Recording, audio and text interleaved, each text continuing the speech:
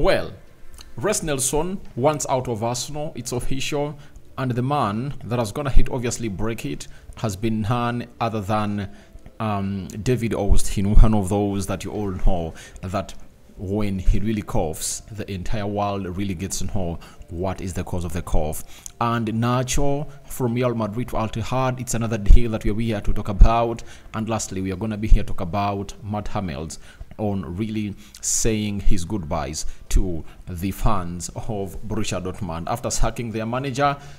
Even this guy has gone ahead obviously leave, though rumors were that he could stay if at all the manager really went ahead to be changed. That is it, meaning that he's out and we're yet to know where he's gonna be playing next. And I'm gonna give you a hint, 300 likes plus, smash on this video. Don't forget to subscribe to this channel so as not to miss out on stories that we do upload in here on a daily.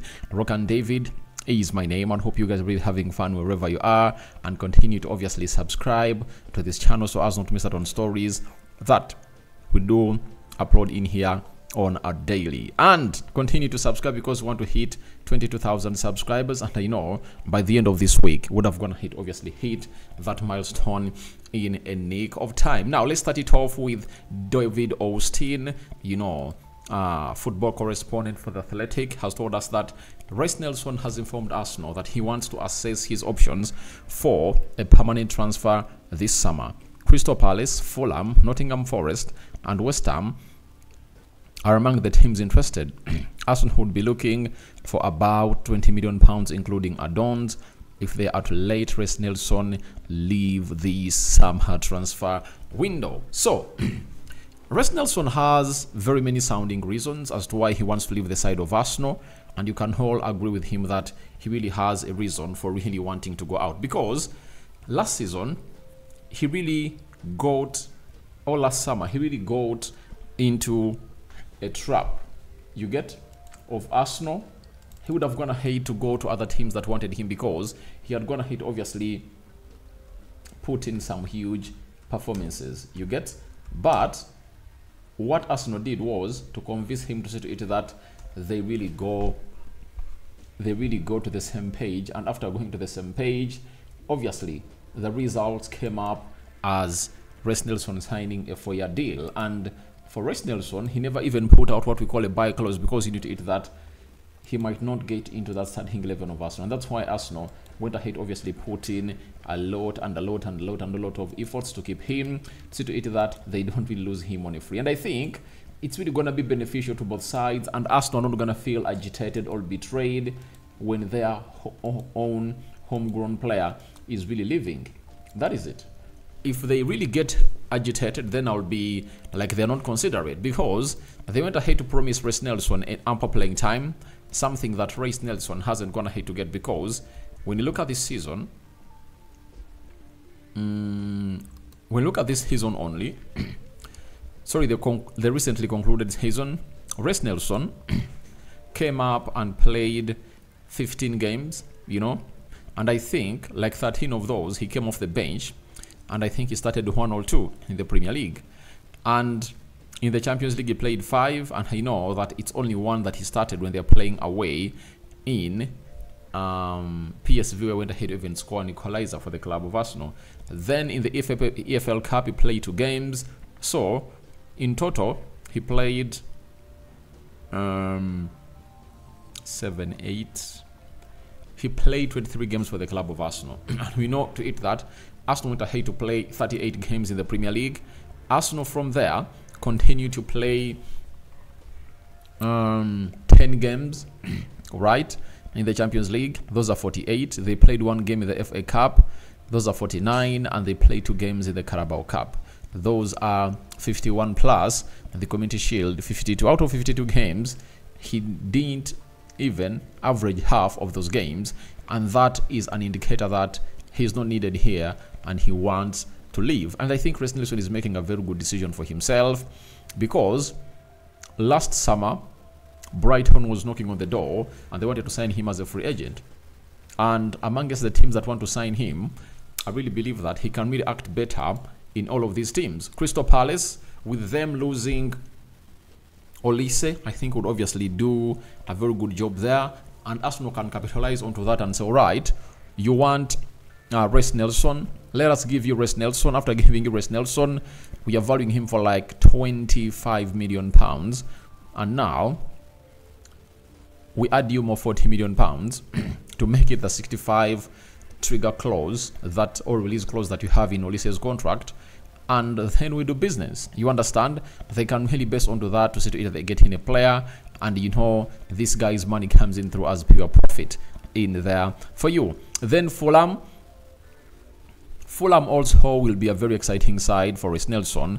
And by the way, Fulham and Crystal Palace have an edge to keep this guy, because I don't think that he would love to obviously play outside London, you know, to find another atmosphere to obviously settle in. Plus, even West Ham is also interested in signing him, and I think it serves a better purpose. Those three London teams, I think he'll choose one to see it that he obviously goes ahead and obviously plays.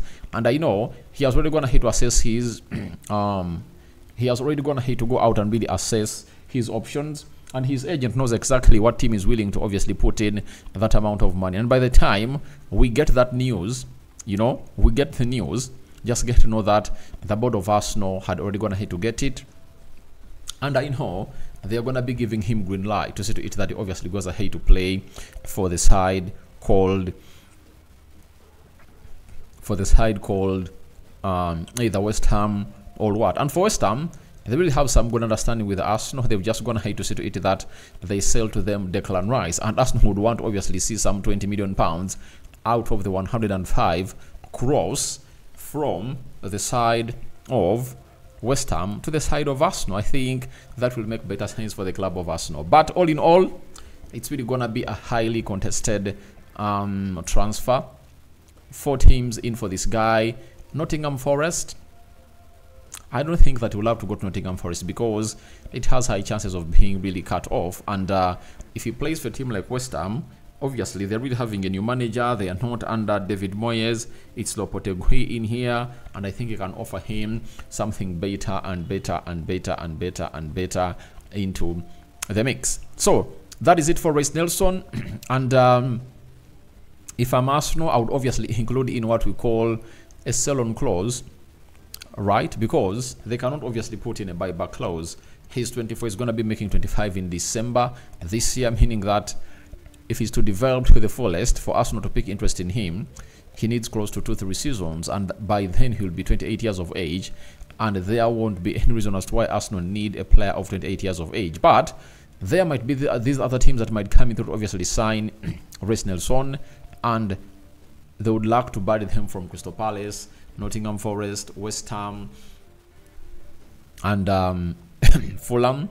So any of those teams that really take him, they can obviously sell him like 40 million pounds, and Arsenal can get like some more 2-3 million pounds from his sale. So wait and see how the final deal is gonna be going and which team Reiss Nelson is gonna be choosing, because 20 million quid is really little, and Arsenal will need this money.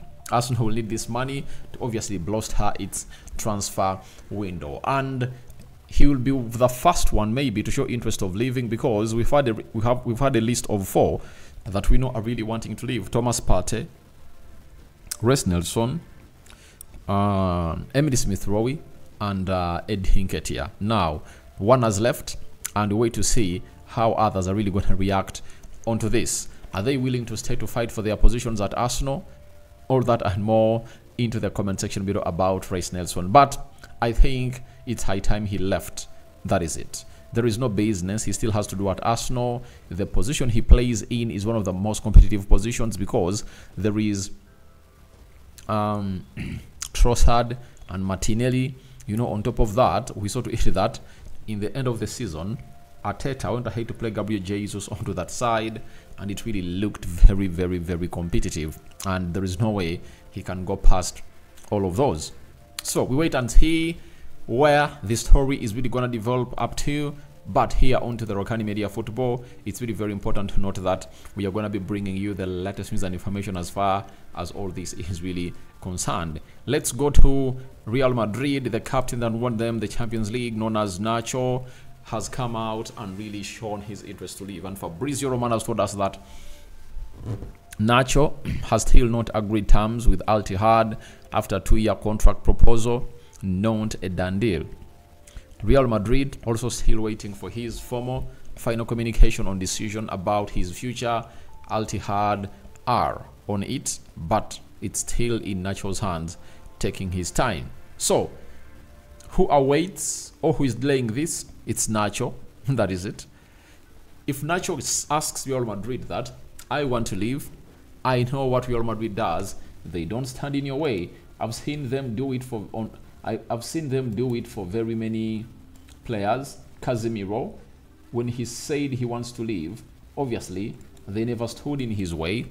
The other player was Rafael Varane, and very many others. So even for Nacho, if at all he says that he wants to leave, Real Madrid will be like, all right, you can as well go, but tell them that we really have something to do with you because you're still tied on a contract and they need to obviously foot all the bills. And Real Madrid, by the way, is one of those teams that will obviously need in some money. And that is it. Real Madrid will obviously need in some money to see to it that they really get these deals done and dusted. And for Nacho, he knows to it that when he goes that side of Saudi Arabia, obviously, it's money. You know that very well. It's money. And at his age of 34, there is nothing that he's doing in here. He believes that it should be time for him to go and really register and really get in some huge monies from the Saudi Arabia League. But Real Madrid are really showing lots of intent that if at all Nacho leaves, they'll obviously go in for Leny Yoro, who plays as a centre-back for the side of Lille, and the president has gone ahead to confirm that that player is going to be leaving the side of Lille, you know.